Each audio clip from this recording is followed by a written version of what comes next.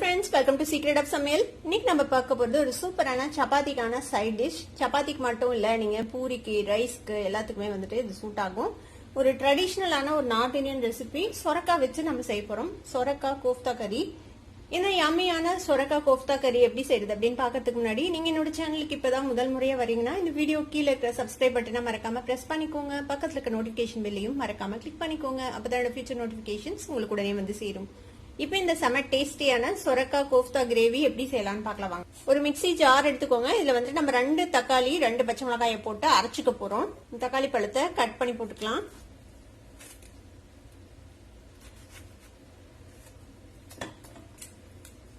இப்போ இதை வந்து நல்லா அரைச்சி எடுத்துட்டு வந்துடலாம். இதே மாதிரி அரைச்சி எடுத்து வச்சுக்கோங்க.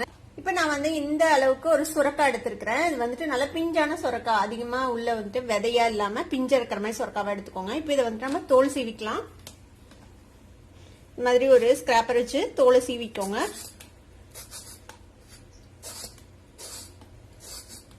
இப்ப நல்லா தோல் சீவி எடுத்தாச்சு. இப்ப இதை வந்துட்டு நம்ம துருவிக்கலாம். இது மாதிரி மீடியம் சைஸ் துருவியில போட்டு துருவி எடுத்துக்கோங்க. இதை பிஞ்சு சொரக்காயா எடுத்துக்கோங்க. அப்பதான் வந்துட்டு இந்த நடுப்பகுதி வந்து உங்களுக்கு துருவ வரும். முத்தலா இருந்துச்சுன்னா ஒரு மாதிரி பஞ்சு மாதிரி ஆயிடும் நடுவில் இருக்கிற பகுதி. அதனால நல்ல பிஞ்சு சொரக்காவா எடுத்துக்கோங்க. இது மாதிரியே நம்ம எல்லாத்தையும் துருவி எடுத்துக்கலாம். இப்ப நம்ம சொரக்காவை இந்த மாதிரி நல்லா துருவி எடுத்தாச்சு. இப்ப இதை என்ன பண்ண போறோம்னா, நம்ம இதுல இருக்கிற தண்ணியை வந்துட்டு புழிஞ்சு எடுத்துடலாம். இந்த மாதிரி கையில எடுத்து இதுல இருக்கிற தண்ணியை வந்துட்டு இந்த மாதிரி புழிஞ்சுக்கோங்க.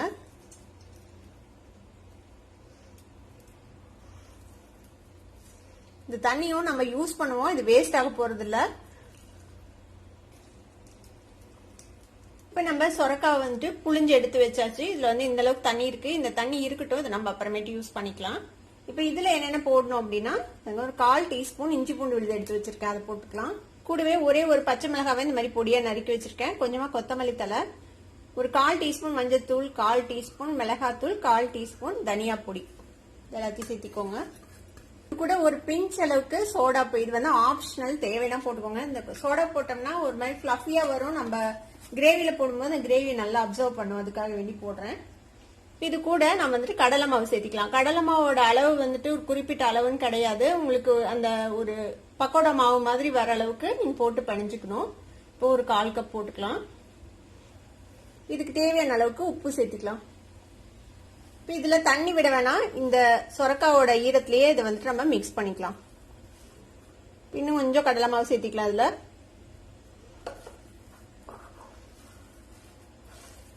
இது மாதிரி ஒரு பக்குவத்துக்கு இதை வந்துட்டு மிக்ஸ் பண்ணி வச்சுக்கோங்க. இப்ப டீப் ஃப்ரை பண்றதுக்கு கொஞ்சமா எண்ணெய் சுட வச்சிருக்கேன். இதுல வந்துட்டு நம்ம கலந்து வச்சிருக்கோம்ல இந்த சொரக்காய், இதை வந்துட்டு நம்ம இந்த மாதிரி இப்படியே ரேண்டமா கிள்ளின மாதிரி போட்டுக்கோங்க. உருட்டி போடணும்னு அவசியம் இல்லை, அப்படியே போட்டுக்கலாம். போண்டா போடுற மாதிரி. இது கீழே ஓரளவுக்கு ஃப்ரை ஆனதும் இதை வந்து அட் சைட் டர்ன் பண்ணி நம்ம போண்டா பொரிக்கிற மாதிரி தான் பொரிச்சு எடுத்துக்க போறோம். 2 சைடும் நல்லா கோல்டன் கலரா ஃப்ரை பண்ணி எடுத்துக்கலாம். ஒரு 4-5 நிமிஷம் நம்ம வந்து ஃப்ரை பண்ணிருப்போம் மீடியம் ஃப்ளேம்ல. பாருங்க நல்லா ஃப்ரை ஆயிடுச்சு. இதை எடுத்துடலாம்.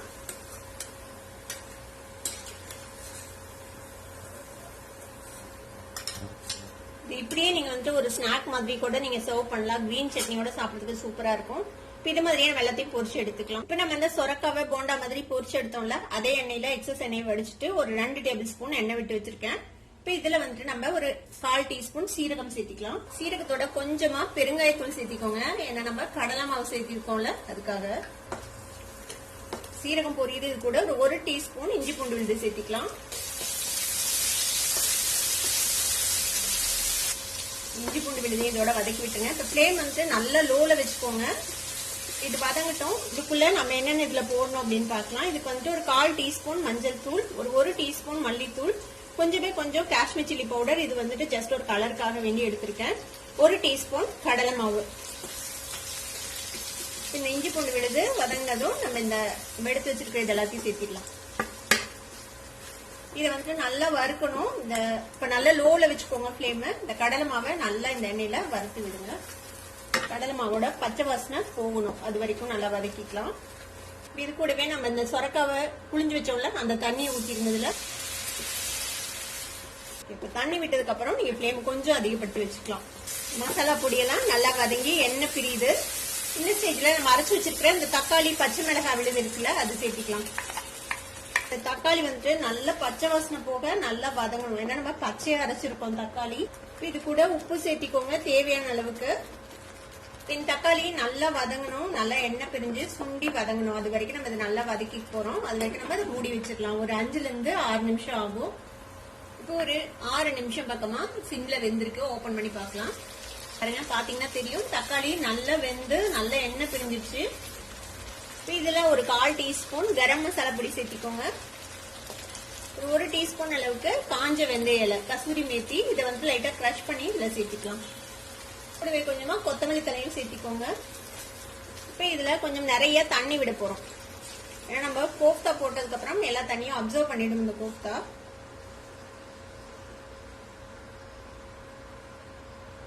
கிட்டத்தட்ட ஒரு 1.5 கப் அளவுக்கு தண்ணி விட்டுருக்கேன் இதுல. இப்போ உப்பு செக் பண்ணிக்கோங்க, உப்பு சரியா இருக்குதா அப்படின்னு பாத்துக்கோங்க. இப்ப இது இன்னும் ஒரு நல்லா 2 கொதி வரட்டும். அதுக்கப்புறம் நம்ம அந்த கோஃப்தாவை போடலாம். இப்போ நல்ல கொதி வருது பாருங்க. இப்போ ஓபன் பண்ணி பார்க்கலாம். இப்போ இந்த ஸ்டேஜ்ல நம்ம ரெடி பண்ணி வச்சிருக்கிற இந்த கோஃப்தா இருக்குல்ல அதை வந்துட்டு இதுக்குள்ள போட்டுடலாம். இந்த அளவுக்கு தண்ணியா இருக்கணும் இந்த கிரேவி. அப்பதான் வந்துட்டு உங்களுக்கு அப்சர்வ் பண்ணி கொஞ்ச நேரம் ஆறுனதுக்கு அப்புறம் பாத்தீங்கன்னா திக் ஆயிடும். இப்ப இதோட சேர்ந்து ஒரு 2 நிமிஷம் இப்படியே வேகட்டும். திருப்பி மூடி போட்டு வச்சிடலாம். ஒரு 3-4 நிமிஷம் ஆச்சு. நம்ம கோஃப்தா உள்ள போட்டு ஓபன் பண்ணி பார்க்கலாம். பாருங்க, பாத்தீங்கன்னா தெரியும் எண்ணெய் பிரிஞ்சு நல்லா வந்துட்டு நம்மளோட கோஃப்தா இதோட சேர்ந்து வெந்துருச்சு. அடுப்பு ஆஃப் பண்ணிடலாம். நம்ம இந்த அளவுக்கு கொஞ்சம் திக் ஆயிடுச்சு பாருங்க. இன்னும் கொஞ்சம் நேரம் ஆனா இன்னுமே திக் ஆயிடும் இது. இப்போ இதை வந்துட்டு நம்ம சர்வ் பண்ணிடலாம். நம்மளோட சொரக்காய் கோஃப்தா கிரேவி இப்போ ரெடி ஆயிடுச்சு. இதை வந்துட்டு நீங்க சப்பாத்தி, ரோட்டி, நான், அப்புறம் ரைஸ் எது கூட வேணா சர்வ் பண்ணலாம். கண்டிப்பா உங்களுக்கு பிடிக்கும். ட்ரை பண்ணி பார்த்துட்டு எப்படி இருந்தது எனக்கு கமெண்ட்ஸ்ல ஃபீட்பேக் கொடுங்க. இந்த வீடியோ உங்களுக்கு பிடிச்சிருந்ததுன்னா சப்ஸ்கிரைப் பண்ணுங்க, பக்கத்துல இருக்க பெல் ஐகானை கிளிக் பண்ணுங்க. அப்பதான் ஃபியூச்சர் நோட்டிபிகேஷன்ஸ் உங்களுக்கு உடனே வந்து சேரும். லைக் பண்ணுங்க, ஷேர் பண்ணுங்க. தேங்க்யூ ஃபார் வாட்சிங் வீடியோ வியூவர்ஸ். Bye bye.